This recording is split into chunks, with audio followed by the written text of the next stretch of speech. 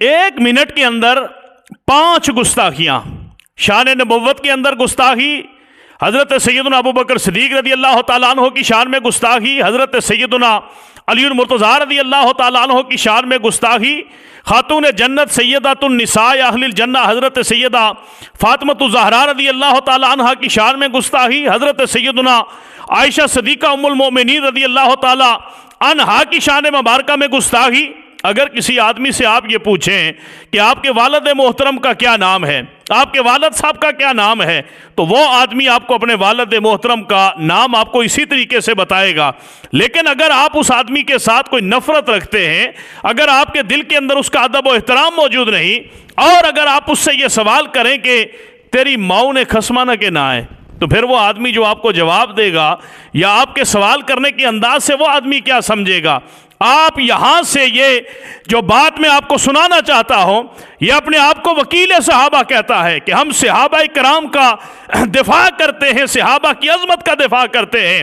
آپ ذرا خود اس بات کو سنیں گے تو آپ کے رونگٹے کھڑے ہو جائیں گے کہ کس طریقہ کے ساتھ بات کی جاتی ہے۔ اور بتاؤں تمہیں کہ علی اور ابو بکر میں فرق کیا ہے؟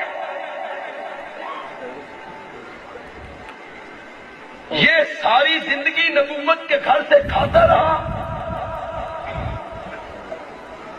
حضرت علی کو کس نے پالا تھا؟ کس کے گھر میں رہتے تھے؟ کس کے گھر میں کھاتے تھے؟ یہ ساری زندگی نبوت کے گھر سے کھاتے رہے۔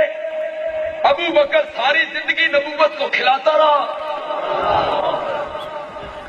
یہ کھاتے رہے، وہ کھلاتا رہا۔ انہوں نے لڑکی لی،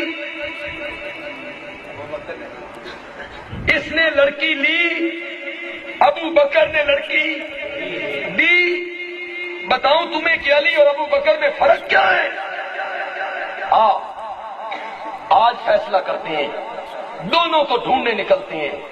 ہم ڈھونڈنے نکلے، حضرت علی عراق کے ایک شہر نجف اشرف میں مل گئے، اور ہم ابو بکر کو ڈھونڈنے نکلے، وہ آج بھی محمد کے سینے کے ساتھ مل گئے۔ حضرت علی المرتضیٰ رضی اللہ تعالی عنہ کے حوالے سے آقا کریم کا یہ ارشاد مبارکہ، اللہ کے نبی نے فرمایا کہ ان اللہ جعل ذریۃ کل نبی فی صلبہ وجعل اللہ ذریتی فی صلب علی ابن ابی طالب کرم اللہ وجہہ الکریم۔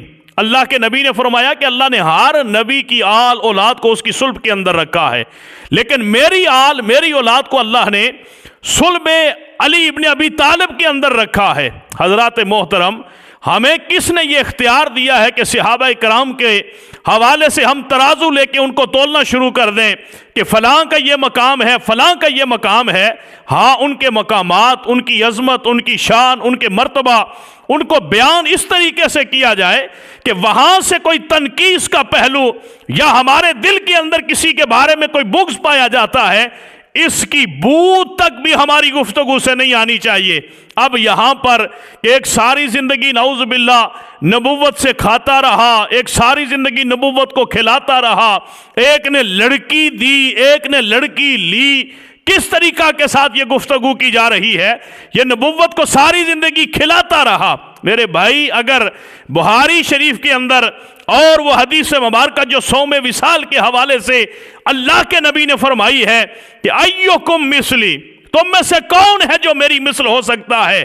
انی ابھی تو یطعمنی ربی و یسقینی، کہ میرا رب مجھے کھلاتا ہے، میرا رب مجھے پلاتا ہے۔ کیا یہ نبوت کے اندر گستاخی نہیں ہے؟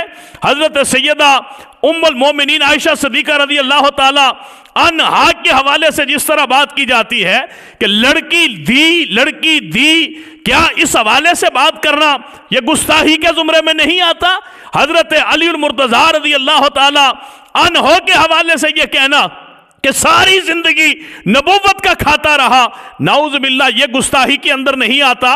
ہم اس طرح کی گفتگو کر کے لوگوں کے سامنے کون سا پیغام دینا چاہتے ہیں، اور لوگوں کے سامنے صحابہ کرام کی عظمت کے حوالے سے اس طرح کی بازاری زبان استعمال کر کے جو ہم اگر اپنے گھروں کے اندر بھی استعمال کریں، اپنے عام جن لوگوں کو معاشرے کے اندر عزت ہے اگر ان کے بارے میں یہ زبان استعمال کریں تو اس زبان کو بھی تہذیب کے دائرے کے اندر رکھ کے دیکھا جائے تو یہ بد تہذیبی کے اندر شمار ہوتی ہے۔ چاہے جائے کہ ہم انبیاء کرام علیہ السلام کی شان کے بارے میں اس طرح کی گفتگو کریں، صحابہ کرام کے حوالے سے اس طرح کی گفتگو کریں، ازواج رسول امہات المومنین کے حوالے سے اس طرح کی گفتگو کریں، خدا کے لیے ایسی گفتگو کو سنانا، ایسی گفتگو کو بیٹھ کے سننا، ایسی گفتگو کے اوپر داد دینا، میں یہ سمجھتا ہوں کہ یہ لوگ دھتکارے ہوئے لوگ ہیں اور اللہ کے ان غضب کے مارے ہوئے لوگوں کے اندر یہ شمار ہوتے ہیں